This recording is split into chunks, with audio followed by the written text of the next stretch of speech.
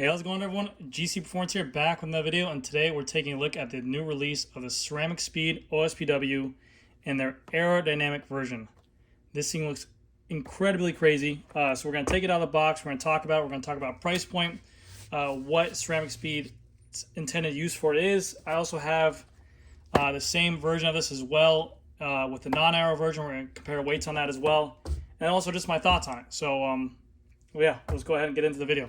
So, this new product that came out is intended for their time trial races, triathlon, stuff like that. It's more aimed towards those type of bikes. So what you get inside the box is $800. You get the actual Ospw unit inside of here, which we'll talk about in a second because this thing looks absolutely freaking huge. Which we'll talk about in a second. You get their intended pulley wheel oil that we'll take a look at as well. You get the installation tool that they offer for you. This is definitely the best tool in the game for OSPWs. I will say that. It's very easy to use. And then you get their owner's manual. I think some stickers in here as well for $800. So, but yes, it is a big price tag. It's a big price tag over their already existing version, which I think just a stock version is like $580. But this is, again, an $800 version meant for a specific reason. So, first and foremost, my first impression of this thing is just huge. It's massive. I'm gonna give you guys an example. My hand is pretty big. Like my hand is like I got pretty big hands. It almost size this water bottle. Okay, this is a 24-ounce water bottle, dude. It's just like a huge freaking book, bro. It feels like a smartphone in your hand. It's insane. Just the sheer mass of it. It's huge. The girth, the overwhelming weight. It's huge. Okay, those are pulley oil things. Okay.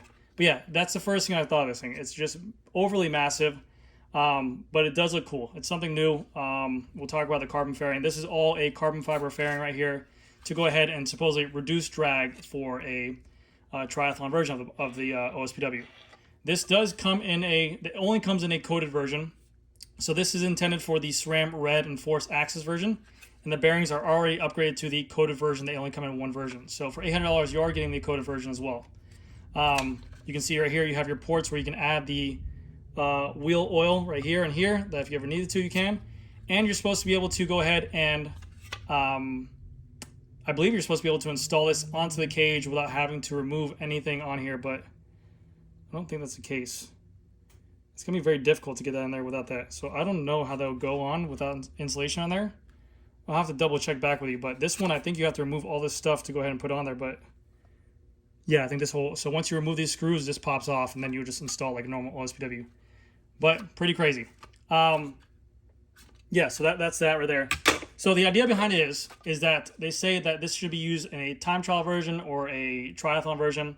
And the idea behind it is that it's when in the small chainring and small cog in the back of the derailleur, that is when this is the most efficient item, when the fairing is straight on and that's being used properly. So even in the big chain wheel and the lower teeth, like the 11 tooth, 12 tooth, 13 tooth, and you're pushing major power, this fairing is going to hit the wind at the most optimal position and supposed to reduce drag much more. Yes, this is probably going to be heavier than a stock OSPW, but they're saying that aerodynamics would trump weight in that version because of the fact that you are probably using this for a flat course, like a triathlon course or something like that, so you would have more aerodynamics there.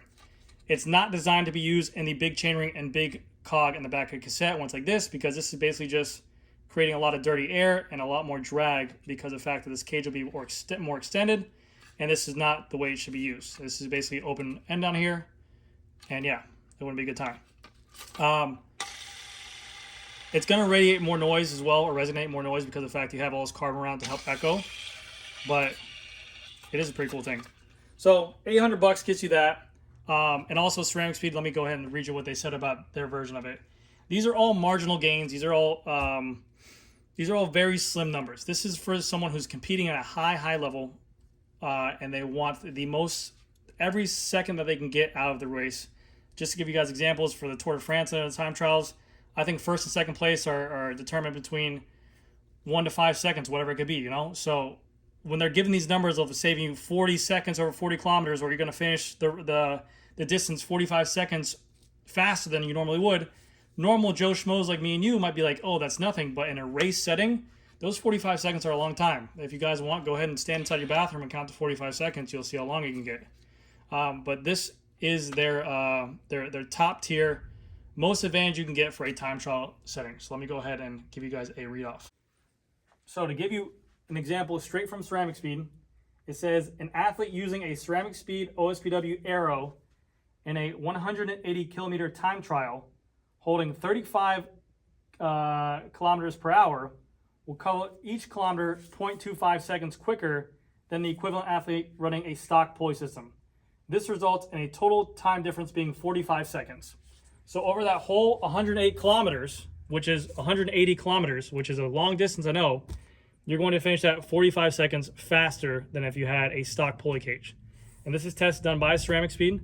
But if you think about 45 seconds, if you think about a massive race like a Tour de France, something like that, that's like a huge position from like first, maybe all the way down to like 20th.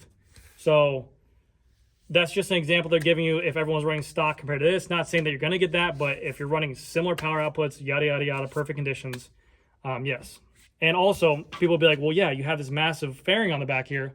Wouldn't that cause some kind of crosswind or some kind of drag? In a perfect world as well, I believe they want to pair this with a disc, a carbon fiber full disc rear wheel. I don't think they're going to want you running a shallow depth wheel for like climbing with this massive thing on there, because that will cause a lot, again, dirty air. You would want a full carbon fiber disc wheel mixed with this right here, so that way it's not going to really affect crosswinds. So now I got the scale out. I'm going to go ahead and weigh this thing just so you guys have an idea of what this is. This is again for a SRAM Force red cage. This is obviously heavier than a stock SRAM Force or SRAM red cage. We can get that. And I also have here the regular OSPW. That's $580 that we can go ahead and put on the scale as well to differentiate this as well. This will be more of the cage that you'll upgrade to if you're not worried about TTs. This is a little bit more of a less maintenance on there, a little bit lighter, and a better use for like everyday usage on here. So let's go ahead and weigh the normal size pulley. And these are normal bearings as well, not the coated. Okay? So this is 580. If this was a coated version of this, I think it's around $680 for a coated version. So we're not that too far off of that full carbon fairing. So let's go ahead and weigh some grams. This weighs 76 grams, as we can see right here. Pay attention to the screen. Eyes down here, eyes down here. 76 grams, and this monster, 98 grams, almost 100 grams. This thing, I'm telling you, is freaking, it's huge. It literally is like my iPhone. I don't have an iPhone in my hands. But even like packaging-wise, it's crazy, dude. I was just so thrown off by that. Right now, as of right now, they only have it in black. They only have it in the coated version. They don't have any other color pulley wheels you can do. They don't have any color custom cages you can do. I'm sure they might bring that into the field later on like they did for here. They have different pulley wheels you can do. There's a lot that you can do with this. I mean, if you're racing in teams, you want advertisement out here, there's a lot of stuff you can do with this open real estate, so I think that's pretty cool. But again, it's $800. All right, so let's get into the final thoughts of this product. It is $800. That is a huge chunk of coin. You guys know that I'm a big OSPW person. I do like them. I think they give your bike personality. There's all these claims out there for what these OSPWs do. Every single company will have a different claim. They'll say they'll save you 2.5 watts over a stock pulley cage, and those numbers can vary from whatever it is. At the end of the day, you want to buy what you want to buy for your bike because it makes you happy. So that's the first thing you want to do. Second of all, once you get up into that $800 to $1,000 price point for OSPWs, even me, who I see a lot of expensive bikes all the time and everything like that, you start to kind of get second question that. If it's around that $500 parts increase, that's a pretty normal high-end upgrade to a bike that people are like, oh, what can I do next to my bike? Carbon bars are $300. Ceramic bottom brackets are $300, $400, $500 for OSPW. That's a pretty normal price point. But once you get into $800 plus tax plus shipping, you're around that $900 price range. That is a very expensive piece of equipment. Now, for someone who's the money is no expense to them, they want to win, they want to come out on top of everything. TT bikes, triathlon bikes seem to be more expensive than the most expensive road bike out there as well. So for these people that run these triathlons, that go on these crazy trips and these races, this might not be as big of an expense as it is to me or you. If it's claiming that it can do that, it can save you 45 seconds over 180 kilometers if you're traveling 35 kilometers per hour, that's a big win. But you have to be also stronger than that guy who's in first place.